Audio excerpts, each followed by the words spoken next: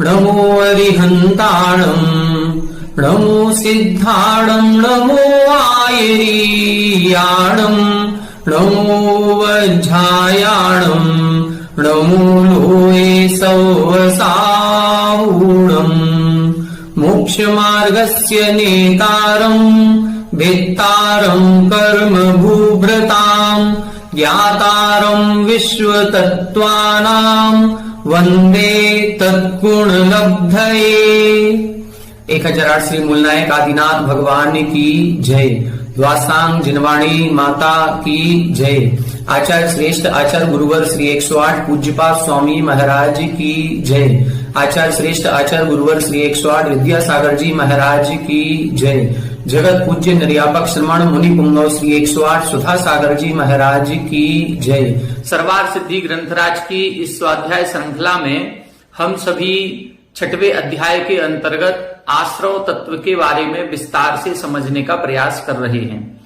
आश्रव तत्व क्या कहलाता है, आश्रव कैसे होता है, किन परिणामों से होता है, आश्रव में किन किन कारणों से विशेषता आती है, ऐसे तीव्र भाव, मंद भाव, ज्ञात भाव, अज्ञात भाव, अधिकरण विशेष और वीर्य विशेष, इन पर विस्तार से अपन सभी चर्चा कर चुके हैं। पूर्व कक्षाओं में हमने जीवाधिकरण और अजीवाधिकरण पर विशेष चर्चा की थी, जिसमें जो हमारे कर्म आश्रव के 108 द्वार हैं, उन 108 द्वारों को हमने विस्तार से समझने का प्रयास किया था। यहां तक हमने जो कर्मों का आश्रव होता है, उस आश्रव में सामान्य से क्या विशेषता पाई जाती है, उसका वर्णन समझा था। अब आज की कक्षा में हम 8 कर्मों के विशेष रूप से वर्णन यहां पर प्रारंभ होगा, जिसमें एक एक कर्म के आश्रव की जो जो मुख्य मुख्य क्रियाएं हैं, उन क्रियाओं का वर्णन किया जाएगा। कर्म 8 होते हैं: ज्ञानावरण, दर्शनावरण, वेदनीय, मोहिनी, आयु, नाम, गोत्र और अंतराय। इन 8 कर्मों में सबसे पहले ज्ञानावरण और दर्शनावरण कर्म लिखा गया है। हम आज उन ज्ञानावरण और दर्शनावरण कर्म के आश्रव को समझने का प्रयास करते हैं। आइए पेज नंबर 251, उत्थानिका 627, सूत्र नंबर 10। उक्तः सामान्येन कर्म आश्रव भेदः। कर्म आश्रव का जो सामान्य भेद थे वो उक्तः, वो कह दिए।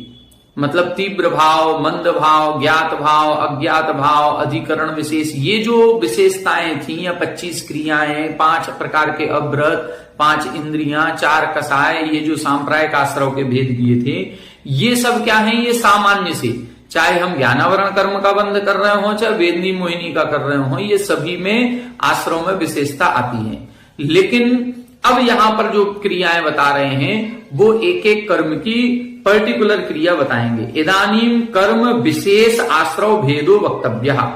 अब जो कर्म विशेष है, ज्ञानावरण कर्म विशेष या वेदनी कर्म विशेष के जो कर्म आश्रव भेद बताए गए हैं, उनको बताना चाहिए।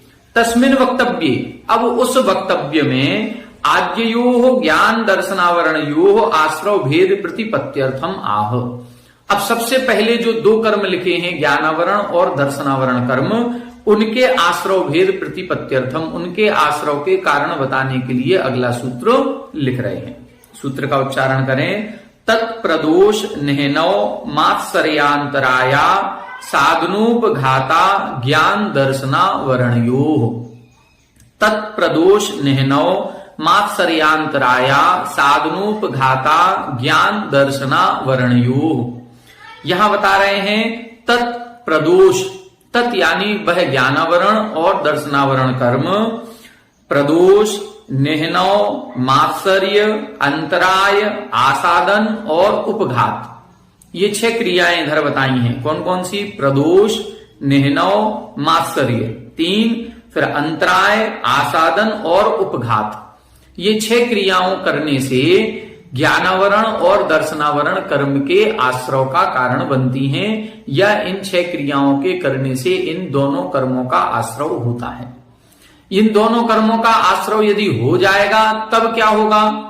जो हम ये देखते हैं कि किसी का ज्ञान का क्षयोपशम ज्यादा है, किसी को एक बार पढ़ने में याद होता है, किसी को बार बार पढ़ने पर भी याद नहीं होता, किसी को याद हो जाता है तो वो परीक्षा आदि के समय में भूल जाता है, किसी के बहुत लंबी स्मृति नहीं रहती है, याद तो कर लेते हैं, 2-4-10 दिन याद रहती है, उसके बाद भूल जाते हैं, या कोई मंद बुद्धि होते हैं, या कहीं कोई पागल या विक्षिप्त जैसे व्यक्ति हमको दिखाई देते हैं। तो ये जो विभिन्नताएं हमें ज्ञान के क्षेत्र में नजर आती हैं, ये सब किस कारण से होती हैं? इनका जब हम कारण खोजेंगे तो इनका कारण हमारे ग्रंथों में मिलेगा कि इनके ज्ञानावरण कर्म का तीव्र उदय है, जिस कारण से ये मंद बुद्धि है, या इसके जो ज्ञान करने के साधन होते हैं। ज्ञान करने के साधन क्या है? हमारी 5 इंद्रियां। 5 इंद्रियों से हम वस्तु पदार्थ का ज्ञान करते हैं। तो किसी की आंख की रोशनी कम हो जाना, किसी को छोटी उम्र में ही चश्मा लग जाना, किसी के कर्णेंद्रिय में डिस्टरबेंस हो जाना, किसी को सुनाई नहीं देता है।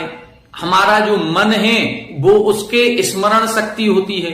तो यदि हमारे ज्ञानावरण कर्म का क्षयोपशम तीव्र नहीं होगा और ज्ञानावरण कर्म का तीव्र उदय होगा तो स्मरण करने की जो क्षमता या शक्ति या पावर है वो कम हो जाएगी। इसीलिए ये जो बड़े बड़े ग्रंथ हम सभी पढ़ते हैं, तो बड़े ग्रंथ पढ़ने पर हमको समझ में नहीं आता। क्यों समझ में नहीं आता? क्योंकि हमने पूर्व में ऐसे कर्म किए थे जिनके फलस्वरूप आज हम पढ़ते हैं तो हमको याद नहीं होता। हम ग्रंथों को पढ़ रहे हैं, एक लाइन को 10 बार पढ़ रहे हैं, फिर भी हमारे दिमाग में वो समझ में नहीं आती है, वो बात हमारे मन मस्तिष्क में उतरती नहीं है। हमको 10 उदाहरण के माध्यम से कोई टीचर, अध्यापक, गुरुजन समझा रहे हैं तो भी समझ में नहीं आ रही है। तो क्यों नहीं आ रही है? हम इतने मंदबुद्धि क्यों हैं? हमारे मंदबुद्धि होने का कारण ज्ञानावरण कर्म का तीव्र उदय है। हमने कुछ ना कुछ ऐसे काम किए होंगे जिसके कारण से हमने ऐसे तीव्र ज्ञानावरण कर्म का बंध किया, और वो तीव्र बंध होने के कारण से अब हमें ऐसी पर्याय मिली है जिसमें इंद्रियां तो अच्छी हैं लेकिन हमारे याद करने की क्षमता नहीं है, हमारे सुनने समझने की क्षमता नहीं है। अथवा आज हम ऐसे काम करेंगे कि ज्ञानावरण कर्म का तीव्र बंध करेंगे तो अगली पर्याय हमको ऐसी मिलेगी कि इंद्रियां ही नहीं मिलेंगी। कोई एक इंद्री जीव बन गया तो उसके चक्षु इंद्री, कर्ण इंद्री, घ्राण इंद्री, रसना इंद्री है ही नहीं। कोई 2 इंद्री, 3 इंद्री, 4 इंद्री बन गया तो उसके पंचेंद्री नहीं है, उसके मन नहीं है। मन नहीं होने से सोचने, समझने, विचारने की क्षमता ही नहीं है। ये किस कारण से होता है? ये ज्ञानावरण कर्म के तीव्र उदय के कारण से होता है। तो ऐसी कौन सी क्रियाएं हैं जिन क्रियाओं के करने से ज्ञानावरण कर्म का तीव्र बंध होता है? जब बंद होगा तब उसका हमको उदय या फल प्राप्त होगा। तो जब हम फल भोगते हैं तब हमें ऐसा लगता है कि हे भगवान, हमने ऐसे कौन से पाप किए थे कि जो हमको आज याद करने की, स्मरण करने की क्षमता नहीं मिली, हमें इतनी बुद्धि कमजोर मिली, या हम तीव्र बुद्धि के नहीं हैं, या हमारे अतिशय बुद्धि नहीं है, या हम मंद बुद्धि हुए हैं, पागल हुए हैं, विक्षिप्त हुए हैं। ऐसा क्यों हुआ? तो आज हम इन ग्रंथों को पढ़ेंगे और इन ग्रंथों में इसी ज्ञानावरण दर्शनावरण कर्म के बंध के कारण ये बताए गए हैं। यही वो कारण हैं जिन कारणों के करने से हमारी बुद्धि कम होती है। और यदि हम ये कारण नहीं करेंगे और कहीं कोई पढ़ रहा है उसके लिए सहकारी बनेंगे तो हमारे ज्ञानावरण कर्म का तीव्र क्षयोपशम बढ़ेगा। फिर उससे हमारी बुद्धि खुलेगी और हमको एक बार जो अभी 5 बार पढ़ने में याद होता था वो 2 बार पढ़ने में याद हो जाएगा। ऐसे निमित्त मिलेंगे कि हम जल्दी से जल्दी ही महाज्ञानी बन जाएंगे। देखें वो कारण कौन कौन से हैं। आइए 628 नंबर पहले देखें। प्रदोष की परिभाषा बता रहे हैं। टीका में एक एक शब्द की पहले व्याख्या करेंगे, फिर उस सूत्र से संबंधित कुछ विशेष जिज्ञासा है तो उस जिज्ञासा के समाधान प्रस्तुत किए जाते हैं।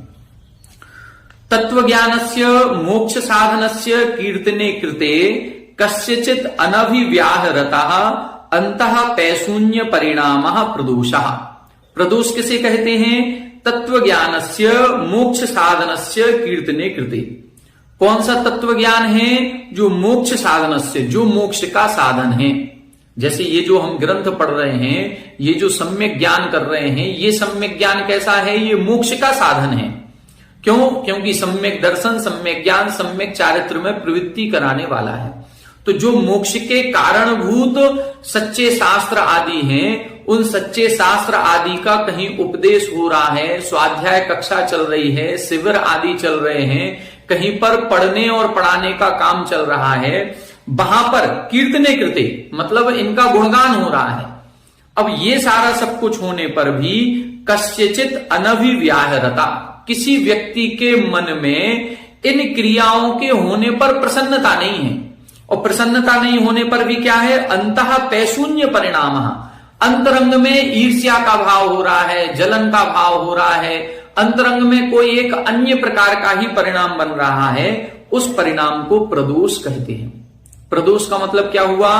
कि जहां पर सम्यक ज्ञान की क्रियाएं चल रही हैं, सम्यक ज्ञान के शास्त्रों का अध्ययन अध्यापन कार्य चल रहा है, फिर भी मान लो कि हमारे कॉलोनी में एक शिविर का आयोजन हुआ है, या हमारे कॉलोनी में रोज शाम को शास्त्र स्वाध्याय चलता है जिसमें 50 लोग बैठ रहे हैं, फिर भी 50 लोगों के बैठने पर भी हम वहीं मंदिर के बाहर खड़े खड़े तो गप्पे कर रहे हैं, बातचीत कर रहे हैं, लेकिन शास्त्र सभा में बैठने का प्रयास नहीं कर रहे हैं। तो वो जो हमने उस शास्त्र सभा का अपमान एक तरह से किया है, उसका बहुमान नहीं रखा है, हमारे मन में ऐसा क्या परिणाम चल रहा था जो हम उस शास्त्र सभा में नहीं बैठे? कई लोग कहते हैं हमें समझ में नहीं आता इसलिए हम बैठते नहीं हैं। अरे तो समझ में क्यों नहीं आता? वो इसीलिए नहीं आता है क्योंकि आप शास्त्र सभा में बैठते नहीं हो। शास्त्र सभा का आपने कहीं ना कहीं अनादर किया है। अनादर किया है इसीलिए आपको अच्छी बातें समझ में नहीं आती हैं, वो उसी कर्म के कारण से नहीं आ रही हैं, और वही कर्म हम पुनः कर रहे हैं। हम पुनः उसी शास्त्र सभा से बाहर खड़े होकर के बातें कर रहे हैं। तो ये जो क्रिया हो रही है इसी को हम प्रदोष कहते हैं। कहीं पर सम्यक ज्ञान की, सम्यक चारित्र की क्रियाएं चल रही हैं, कीर्तन चल रहा है, लेकिन फिर भी हम उस कीर्तन में भागीदार नहीं हो रहे हैं, और अंतरंग में जो भी परिणाम है, परिणाम नहीं कह सकते किस परिणाम के कारण से हो रहा है, जो भी कारण है उस कारण को हम प्रदोष कहते हैं। कुतश्चित कारणात् न अस्ति न वेदमी इत्यादि ज्ञानस्य व्यपलपनम निन्नवः। यहां बता रहे हैं निन्नव किसे कहते हैं? कुतश्चित कारणात्, किसी भी कारण से। कारण की व्याख्या नहीं कर रहे हैं, कारण कुछ भी हो सकता है। न अस्ति, ऐसा नहीं है। न वेदमी, मैं नहीं जानता हूं। इस प्रकार से ज्ञानस्य व्यपलपनम, ज्ञान को दबा देना, ज्ञान को रोक देना, ज्ञान को प्रकट नहीं कर देना, ज्ञान को छुपा देना, इसका नाम है निह्नव। तो निह्नव क्या कहलाता है? आजकल कई छोटे युवा वर्ग हैं या कोई छोटे बच्चे हैं जो बड़े लोगों से पूछ करके काम करते हैं, लेकिन यदि बड़े लोगों को थोड़ा सा बार बार पूछते हैं कोई छोटे लोग, तो बड़े लोगों को चिड़चिड़ापन आ जाता है, और चिड़चिड़ापन आने पर कहते हैं हमें नहीं पता, करो जैसा अच्छा लगे वैसा कर लो, हाँ ठीक है रहने दो, करते रहो। अब ये जो हमने चिड़चिड़ा करके कोई ऐसे सेंटेंस बोल दिया कि हमें नहीं पता, हम नहीं जानते, उसको सही विधि का ज्ञान नहीं कराया, तो इसको ज्ञान का व्यपलपन अर्थात निह्नव कहेंगे। मंदिर में देखें कई सारे नए लोग जुड़ते हैं अभिषेक पूजन करने के लिए, युवा वर्ग आने लगा है। महाराज श्री लोगों के उपदेश से कई सारे युवा वर्ग और नए बच्चे पाठशाला आदि के प्रभाव से मंदिर में आने लगे। अब मंदिर में आ रहे हैं तो उनको अभिषेक पूजन की विधि सिखानी पड़ेगी। यदि वह कहीं किसी बड़े लोगों से पूछते हैं कि क्या हम ये द्रव ठीक धो रहे हैं, ये द्रव की थाली हमने ठीक लगाई है, तो हमने क्या कह दिया, हमें नहीं पता, देख लो उधर ही, उससे पूछ लो, वहां देखो। अब ये हम चाहते तो बता देते कि नहीं इसको ऐसे नहीं, इसको ऐसे करना है, लेकिन हमने यदि उस ज्ञान को नहीं बताया तो फिर ये निह्नव कहलाएगा। तो एक सेंटेंस जो हमने बोला है, अब वो चिड़चिड़ापन किसी भी कारण से हो सकता है हमारा, लेकिन हमने उधर नहीं बताया है, इसलिए हमने ज्ञानावरण कर्म का बंध कर लिया। कोई हमसे पूछ रहा था, जानना चाह रहा था, समझना चाह रहा था, लेकिन हमने उसको नहीं बताया। इसको बोलते हैं निह्नव, ज्ञान को छुपाना। कुतश्चित कारणात् भावितम अपि विज्ञानम दानार्हम अपि ह्यतो न दीयते तन्मात्सर्यम। मात्सर्य किसे कहते हैं? किसी भी कारण से भावितम अपि विज्ञानम, ऐसा ज्ञान है जो भावितम अर्थात जिसको सबको प्राप्त होना चाहिए, ऐसी कोई क्रिया विधि है जो सबको ज्ञान हो जाए तो सबका कल्याण हो जाए, मतलब वह ज्ञान प्राप्त करने योग्य है। दानार्हम अपि, देने योग्य भी है, यतो न दीयते, तो भी वो नहीं दिया जा रहा है, तो उसको मात्सर्य कहते हैं। हमें कोई बात आती है, हमें पता है कि इस क्रिया को करने की सही विधि क्या है, फिर भी हम देख रहे हैं कि सामने वाला गलत विधि से कार्य कर रहा है, फिर भी हम उसको नहीं बता रहे हैं। हम सही विधि जानते हैं, दूसरा गलत विधि से कार्य कर रहा है, हमारी आंखों के सामने कर रहा है, फिर भी हम उसको नहीं बोल रहे हैं, नहीं टोक रहे हैं, नहीं बता रहे हैं, तो फिर ये मात्सर्य कहलाएगा। हमने उसको क्यों नहीं बताया? हमारे मन में जो भी परिणाम चल रहा है उसको मात्सर्य कहते हैं। यदि हम उसको सही विधि का ज्ञान करा देते तो हो सकता है कई सारे जीवों की हिंसा से बच जाते, कई प्रकार के पाप वर्धक क्रियाओं से बच जाते, कई सारे लोग पुण्य क्रियाओं में जुड़ जाते, कई सारे लोगों को ज्ञान, सम्यक ज्ञान की प्राप्ति हो जाती।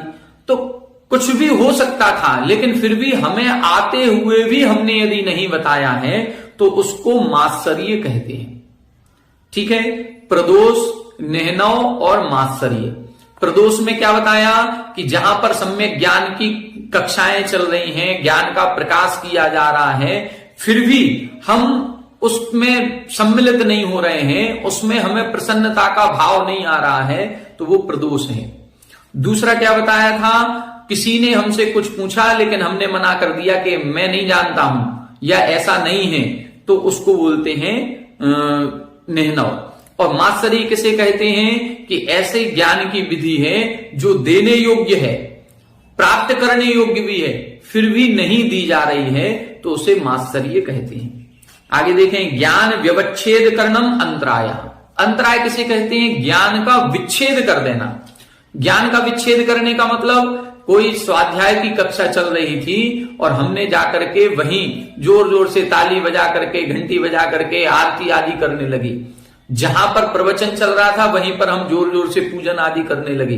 नहीं, जिस समय यदि ज्ञान की क्रिया चल रही है, कोई स्वाध्याय कर रहा है और हम वहीं जाकर के बैठ करके जोर जोर से ताली बजा करके पूजा कर रहे हैं, उसको डिस्टरबेंस हो रहा है। यदि हमारे किसी भी क्रिया से किसी पढ़ने वाले विद्यार्थी को, व्यक्ति को, स्वाध्यायी को डिस्टरबेंस हो रहा है, व्यवधान हो रहा है, और वो यदि हम व्यवधान नहीं करते तो हो सकता था वो आध घंटे स्वाध्याय करता, लेकिन हमारे व्यवधान करने से उसने केवल 10 मिनट पढ़ाई की और शास्त्र बंद करके रख दिया, तो इसको कहेंगे विच्छेद करना। ये हमने उसके ज्ञान में अंतराय डाल दिया।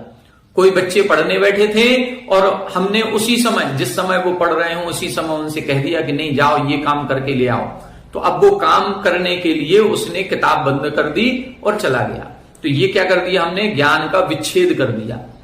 ज्ञान के साधनों में विच्छेद करना। अब जो साधन है, ज्ञान का साधन क्या है? किताब। अब किताब को हमने फाड़ दिया, छुपा दिया, कहीं दूसरे को दे दिया। अब ये जो करते हैं ये ज्ञान का विच्छेद करना कहलाएगा। कोई बच्चा पढ़ने वाला है, वो पढ़ रहा है, हमने लाइट बंद कर दी, तो ये लाइट बंद करने से हमने कौन सा कर्म बांध लिया? हमने ज्ञानावरण कर्म का बंध किया। क्यों? क्योंकि हमने जो लाइट बंद की है, उस लाइट बंद करने से 2 बच्चे जो पढ़ रहे थे अब वो नहीं पढ़ पाएंगे। तो ये कई सारी ऐसी क्रियाएं होती हैं। हम घर में टीवी चला करके बैठ गए, ऐसी जोर जोर से टीवी चला रहे हैं कि दूसरे कमरे में बैठने पर भी बच्चा नहीं पढ़ पा रहा है। तो कई सारी ऐसी क्रियाएं हैं जिन क्रियाओं को करते समय हमें एहसास ही नहीं होता है कि हम किसी को विघ्न भी उत्पन्न कर रहे हैं, हम किसी के ज्ञान में व्यवधान कर रहे हैं। तो यदि ज्ञान में व्यवधान किया जाता है तो उसे अंतराय कहते हैं। आगे देखें, कायेन वाचा च पर प्रकाश्य ज्ञानस्य वर्जनम आसादनम। कायेन वाचा च, काय के द्वारा अथवा वचनों के द्वारा पर प्रकाश्य ज्ञानस्य, जो दूसरे के द्वारा ज्ञान का प्रकाश किया जा रहा था उसको वर्जनम, उसको रोक देना, ये आसाधना कहलाती है।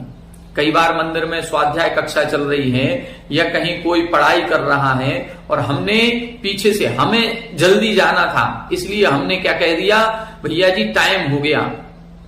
अब ये टाइम हो गया ये शब्द बोलते ही उन्होंने ग्रंथ बंद करके स्वाध्याय बंद कर दिया, जिनवाणी स्तुति कर ली।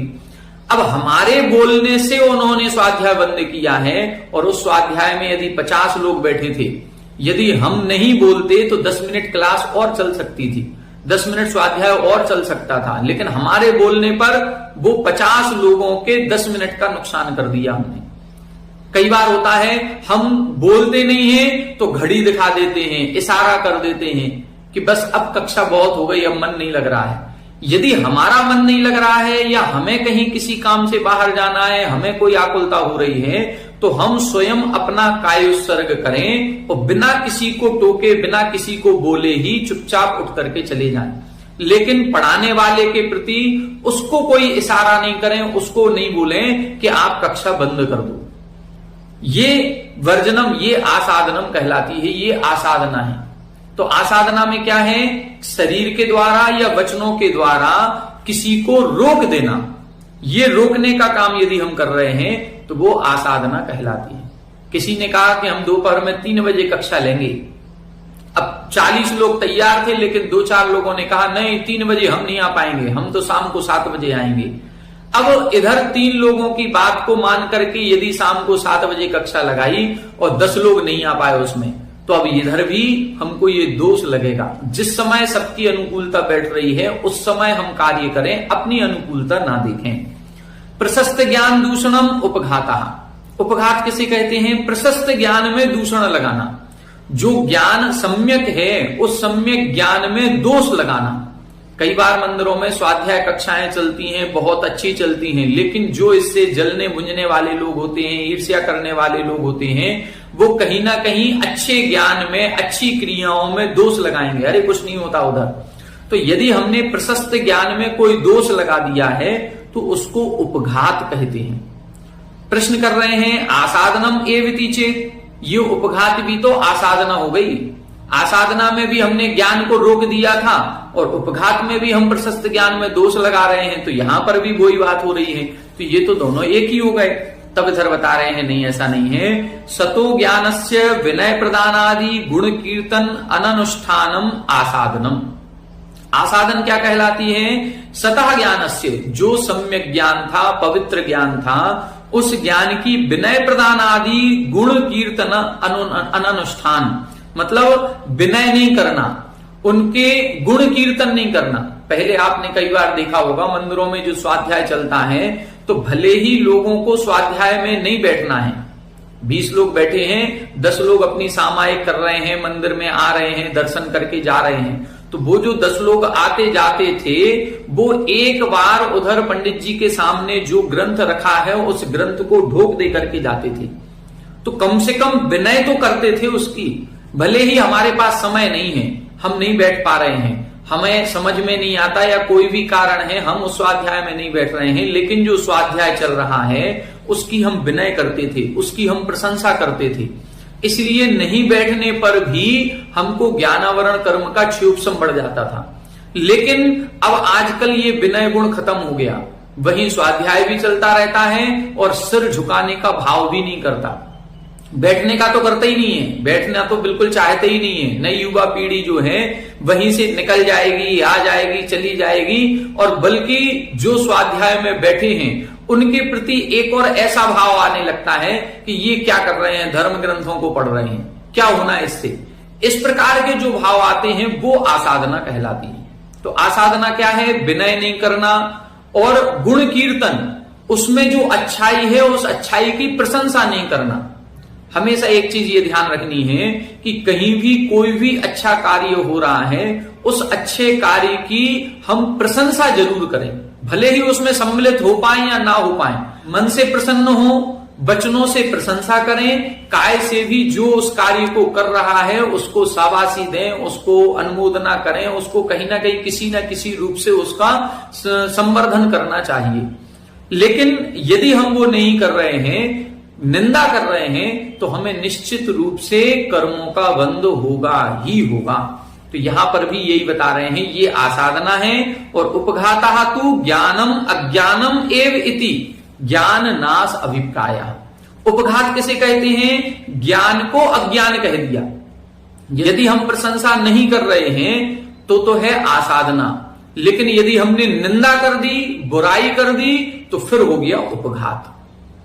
भले ही प्रशंसा करने का भाव ना आ रहा हो तो कम से कम बुराई ना करें, निंदा ना करें। बुराई और निंदा करेंगे तो वो उपघात के अंतर्गत आएगा। अब इसमें और तीव्र कर्मों का बंध होता है। इति अन्योः अयम भेदः, इस प्रकार से ये इन दोनों में अंतर होता है। तत्शब्देन ज्ञान दर्शनयोः प्रति निर्देशः क्रियते। तत्शब्द के द्वारा ज्ञान दर्शन के प्रति निर्देश किया गया है। सूत्र में जो प्रारंभ में तत्शब्द लिखा है उससे क्या लेना है? ज्ञान और दर्शन। कथम पुनः अप्रकृतयोः अनिर्दिष्टयोः तत्शब्देन परामर्शः कर्तुम शक्यः। अब प्रश्न कर रहे हैं कि आपने तत्शब्द लिखा है और तत्शब्द का अर्थ होता है वह या उन ज्ञानावरण दर्शनावरण कर्म का आश्रय के कारण ये है। तो हमने जब प्रकरण ही ज्ञानावरण दर्शनावरण का नहीं चल रहा था, जब कोई प्रकरण नहीं है, तो फिर आपने तत्शब्द से ज्ञानावरण और दर्शनावरण का ग्रहण कैसे कर लिया? जैसे मान लो एक सूत्र लिखा था तत्वार्थ श्रद्धानम सम्यक दर्शनम, फिर लिखा तन्नी सर्गादधिगमाद्वा। तो जो नीचे तत्शब्द लिखा था कि उस सम्यक दर्शन के दो भेद हैं, निसर्गज और अधिगमज। तो तत्शब्द से हमने क्या लिया? उस सम्यक दर्शन की जिसका प्रकरण पहले चल रहा था। यहां अपन ने जो तत्शब्द लिखा है तो इस तत्शब्द से आपने ज्ञानावरण दर्शनावरण कैसे ले लिया? क्योंकि ज्ञानावरण और दर्शनावरण का तो कोई प्रसंग ही नहीं चल रहा था। जब प्रसंग नहीं चल रहा था तो फिर तत्शब्द से इन दोनों का ग्रहण कैसे हो गया? अब इधर उसका उत्तर दे रहे हैं प्रश्न अपेक्षया। प्रश्न की अपेक्षा से तत्शब्द से उन दोनों का ग्रहण करना है।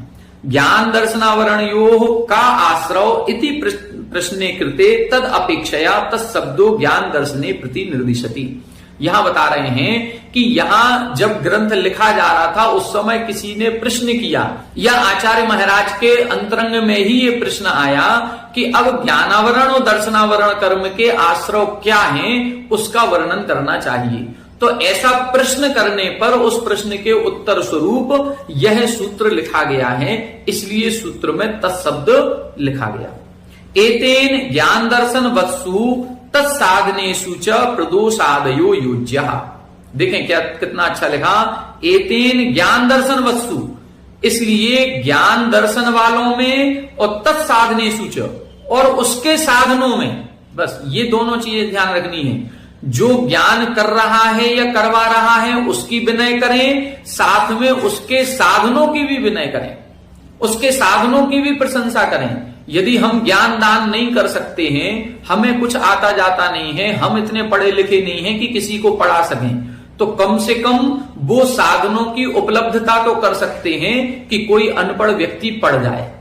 हमको पढ़ना नहीं आता, हम पढ़े लिखे नहीं हैं, लेकिन फिर भी हमारे पास इतना धन संपत्ति है कि उस धन संपत्ति के द्वारा हम किसी को किताबें खरीद के तो दे सकते हैं, किसी बच्चे के स्कूल की फीस तो भर सकते हैं, किसी बच्चे को आज मैक्सिमम जितने भी छोटे शहर के बच्चे हैं वो सभी के सभी बाहर पढ़ने जाते हैं। कोई कोटा जा रहा है, कोई दिल्ली जा रहा है, कोई जयपुर जा रहा है, कहीं ना कहीं हम बाहर भेज रहे हैं। अब बाहर यदि हम भेज रहे हैं तो हर एक व्यक्ति का बाहर जिस नगर में हम भेज रहे हैं वहां कोई रिश्तेदार तो है नहीं, वहां कहीं ना कहीं हॉस्टल सुविधा, हॉस्टल में जाकर के रहना पड़ेगा। तो जो ये रहने की सुविधा हम बना रहे हैं, ये रहने की सुविधा दे देना भी ज्ञानावरण कर्म के क्षयोपशम में कारण बनेगा। यदि हमने एक हॉस्टल बना दिया कि यहां पर जो बच्चे आते हैं उनको कोई दिक्कत नहीं हो, इसलिए एक छात्रावास बनाए और इस छात्रावास में बच्चे आकर के निःशुल्क रहेंगे, उनको भोजन पानी की व्यवस्था निःशुल्क दे दी जाए, उनको किताबें कॉपी की व्यवस्था निःशुल्क दे दी जाए, उनकी फीस निःशुल्क कर दी जाए, तो बच्चे पढ़ जाएंगे। ये सोच करके यदि हमने अपने धन संपत्ति का उपयोग किया है तो फिर हमको कुछ आते नहीं आते हुए भी हमने किसी को पढ़ाया नहीं है, लेकिन उसके पढ़ने में जो हमने उसके साधन जुटाए हैं उस साधनों से हमारा भी ज्ञानावरण कर्म का तीव्र क्षयोपशम बढ़ जाएगा। तो ग्रंथों को छपवाएं, छात्रावासों का निर्माण करें। जो श्रमण संस्कृति संस्थान सांगानेर में खोला गया है, इसमें जो हमारे पूज्य गुरुजी रहे आदरणीय बेनाड़ा जी साहब, उन्होंने तो अपने ज्ञान से हम सभी को पढ़ाया है। तो उन्होंने तो ज्ञानावरण कर्म का तीव्र क्षयोपशम किया ही किया है, लेकिन साथ में ही जैसे मान लो गणेश राणा जी रहे, आर के गोधा जी रहे, अशोक पाटनी जी हैं या महेंद्र पांड्या जी हैं, ये इन श्रेष्ठी लोगों के द्वारा जो बिल्डिंग बनवाई गई छात्रावास की, महेंद्र पांड्या जी, उन्होंने 1.5 करोड़ रुपया एक साथ दे दिया कि एक मंजिल पूरी हमारी तरफ से बननी चाहिए। गणेश राणा जी थे उस समय, जिस समय छात्रावास का निर्माण हुआ, पूरी एक मंजिल का निर्माण 25-30 कमरों का निर्माण अपनी तरफ से कराया।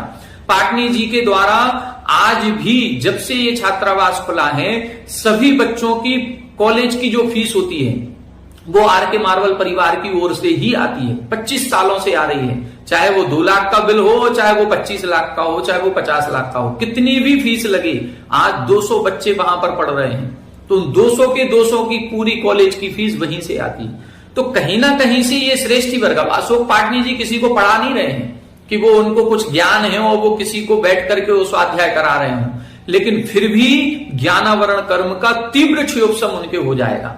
श्रुत केवली बनेंगे, तीर्थंकर केवली बनेंगे, ऐसा द्वासांग के पाठी बन जाएंगे। किस कारण से बन जाएंगे? क्योंकि उन्होंने ज्ञान के साधनों में अपना सहयोग दिया है। तो हम सभी को भी चाहिए कि जहां पर इस प्रकार के ज्ञान के साधन बने हुए हैं, ऐसे छात्रावास बने हुए हैं, उनमें हम अधिक से अधिक अपना सहयोग करें। वहां नहीं कर सकते हैं तो कम से कम हर घर में 2 बच्चे पढ़ने लिखने वाले तो होंगे ही होंगे, तो उनको पढ़ने लिखने में हम अपनी पूरी मदद करें। अपने बच्चों के लिए तो दुनिया करती है, किसी दूसरे के बच्चों के लिए करेंगे तो ज्यादा तीव्र क्षयोपशम हमारा बढ़ता है। तो ज्ञान आदि की विनय करें। देखिए कितना अच्छा लिखा है इधर इन्होंने, एतेन ज्ञान दर्शन वत्सु तत्साधनेषु च प्रदोषादयो युज्या। ज्ञान दर्शन वालों में और उनके साधनों में इस प्रदोष आदि की योजना कर लेनी चाहिए। कोई तो छात्रावास चला रहा है और कोई व्यक्ति ऐसे भी होते हैं जिनके मन में ये भावना आती है कि ऐसे छात्रावास क्यों खुल गया, ये बंद होना चाहिए। यदि किसी के मन में इस प्रकार की भावना आ रही है जो उनमें रुकावट डाल रहे हैं, विघ्न कर रहे हैं, तो उनके ज्ञानावरण कर्म का तीव्र बंद होगा और जो उसमें सहयोगी बन रहे हैं उनके ज्ञानावरण कर्म का तीव्र क्षयोपशम होगा। ते एते ज्ञान दर्शनावरण यो आश्रव हेतवः, ये सभी ज्ञान दर्शनावरण कर्म के आश्रव के हेतु जानने चाहिए। एक कारण साध्यस्य कार्यस्य अनेकस्य दर्शनात् तुल्येपि प्रदोषादौ ज्ञान दर्शनावरण आश्रव सिद्धि। यहां बता रहे हैं कि 2 कर्म के आश्रव के कारण बताए, ज्ञानावरण और दर्शनावरण। तो क्रियाएं एक हैं और कर्म दोनों बन रहे हैं। तो ऐसा कैसे हो सकता है कि हम एक क्रिया करें और ज्ञानावरण और दर्शनावरण दोनों कर्मों का बंद हो जाए? तब इधर लिख रहे हैं कि एक कारण साध्यस्य कार्यस्य अनेकस्य दर्शनात्, एक कारण से अनेक कार्यों की सिद्धि होती है। कारण एक है लेकिन कार्य अनेक भी देखे जाते हैं। जैसे पहले के जमाने में चूल्हे जलते थे और चूल्हे में जो आग जलती थी उस आग से कई सारे काम होते थे। उस आग से रोटी भी पक रही है, उस आग से वही सर्दी का मौसम है तो हाथ भी ताप रहे हैं, गर्मी भी मिल रही है, और उसी आग के उजाले में कोई पढ़ाई भी कर रहा है। तो आग जलना एक कारण है, लेकिन उस एक कारण से काम कितने हो गए? 3 हो गए हैं। खाना भी पक रहा है, उसके उजाले में बच्चा पढ़ भी रहा है, और सर्दी के मौसम में हमको गर्मी भी मिल रही है। तो ऐसे एक कारण से अनेक कार्यों की सिद्धि होती है। तो ऐसे ही प्रदोष, निहनव, मात्सर्य आदि जो ये बताए हैं, इनसे ज्ञानावरण कर्म का भी बंध होता है और दर्शनावरण कर्म का भी बंध होता है। अथवा विषय भेदात आश्रव भेदा, विषय के भेद से आश्रव में भेद लगा लेना चाहिए। कैसे? ज्ञान विषयः प्रदोषादयो ज्ञानावरणस्य, दर्शन विषयः प्रदोषादयो दर्शनावरणस्य इति। ज्ञानावरण कर्म के संबंध में जब ज्ञान के विषय में लगाएंगे प्रदोष आदि, तो ज्ञानावरण कर्म का आश्रव का कारण बनेंगे, और दर्शन के विषय में जब प्रदोष आदि की योजना की जाएगी तो दर्शनावरण कर्म के आश्रव का कारण बन जाते हैं। ज्ञान के विषय में अपन ने बता दिया। अब दर्शनावरण और ज्ञानावरण, जो दर्शन और ज्ञान है, ये इतनी सूक्ष्म क्रिया होती है कि इनमें भेद करना संभव नहीं है। फिर भी दर्शन के विषय में जब दर्शनावरण कर्म को देखते हैं तो ग्रंथों में जो उदाहरण मिलता है वो उदाहरण मिलता है जैसे मूर्ति पर पर्दा होना। मूर्ति पर पर्दा होने का मतलब है कोई व्यक्ति दर्शन करने जा रहा था, उसको मंदिर में ताला लगा हुआ मिला, वो दर्शन करने से रह गया। तो अब यहां पर हम उस दर्शन को भी यदि लेते हैं तो उस दर्शन से संबंधित ये प्रदोष आदि की योजना कर लेनी चाहिए। कोई दर्शन करने जा रहा है और हमारे मन में उसकी बुराई चल रही है, ये देखो बड़े भक्त बने फिर रहे हैं, ये मंदिर जा रहे हैं मंदिर, तो इस प्रकार का जो सेंटेंस हमने बोला है ये सेंटेंस प्रदोष हो जाएगा। हमने किसी को दर्शन की करने की विधि कोई पूछ रहा था कि दर्शन कैसे करना चाहिए, हमने कहा हमें नहीं पता, जैसे बने वैसे कर लो, ये निहनव हो गया। उसको हमने कहीं ना कहीं से रोक दिया। मात्सर्य, उससे जलन आदि का परिणाम करना। कई बार ऐसा होता है कोई तीर्थ वंदना आदि के लिए जा रहा है और हमने किसी कारण से ऐसे सेंटेंस बोल दिए जिससे उसका तीर्थ वंदना करने का प्रोग्राम ही कैंसिल हो गया। किसी ने पूछा अभी हम शिखर जी चले जाएं क्या, कैसा उधर सब ठीक ठाक तो है, और हमने क्या कह दिया, हमने कह दिया कि नहीं अभी मत जाना, अभी तो बहुत भीड़ है उधर, कमरे ही नहीं मिल रहे हैं। अब इस प्रकार से यदि हमने कोई एक सेंटेंस बोला और उसका तीर्थ यात्रा करने का प्रोग्राम कैंसिल हो गया तो यहां पर हमको फिर दर्शनावरण कर्म का बंद होगा। क्यों? क्योंकि हमारे कारण से, अरे उसको जाना था तो जाने देते, उसकी व्यवस्था वो अपने आप हो सकता है वो बाहर दालान में बिस्तर बिछा करके रह जाता और दो वंदना करके आ जाता, तो वो कैसे भी उसके परिणाम उसके ऊपर थे, हम किसी को रोके नहीं। हाँ, वहां की व्यवस्था के बारे में बताना है तो बता सकते हैं, लेकिन ये मत कहें कि आप मत जाना अभी। उनसे कहो कि अरे ये व्यवस्थाएं तो चलती रहती हैं, शिखर जी में कब भीड़ नहीं होती, हमेशा ही भीड़ लगी रहती है, आप जाओगे हो सकता है वहीं 2-4-10 लोग लौट भी तो रहे होंगे, आपको कमरा मिल जाएगा, आप तो जाओ। तो प्रेरित करें, अच्छे कार्य का हमेशा समर्थन करेंगे तो हमें कर्मों का क्षोभसम बढ़ेगा। और यदि हम अच्छे कार्यों की प्रशंसा नहीं कर रहे हैं, निंदा कर रहे हैं, बुराई कर रहे हैं, व्यवधान डाल रहे हैं, तो नियम से हमें उस कर्म का तीव्र बंध होता है। तो ऐसे दर्शन और ज्ञान के क्षेत्र में इन दोनों की योजना कर लेनी चाहिए। इस प्रकार से आज अपन ने ज्ञानावरण और दर्शनावरण कर्म के आश्रय के कारणों को समझा। आज की कक्षा में इतना ही। आगे की कक्षा में अपन अब वेदनी कर्म को समझेंगे। साता वेदनी और असाता वेदनी, इन दोनों कर्मों का बंध कैसे होता है। अपन सभी जानते हैं, छठाला में लिखा है, जे त्रिभुवन में जीव अनंत, सुख चाहे दुख ते भयवंत। सभी सुख चाहते हैं, दुख से डरते हैं। तो अब दुख किन कारणों से उत्पन्न होता है और सुख किन कारणों से उत्पन्न होता है, इसकी चर्चा अगली कक्षा में आएगी, जिसमें हम साता वेदनी और असाता वेदनी कर्म के आश्रय के कारणों को समझेंगे। तो आप सभी हमारे साथ बने रहें। आज की कक्षा में इतना ही। सभी को जय जय।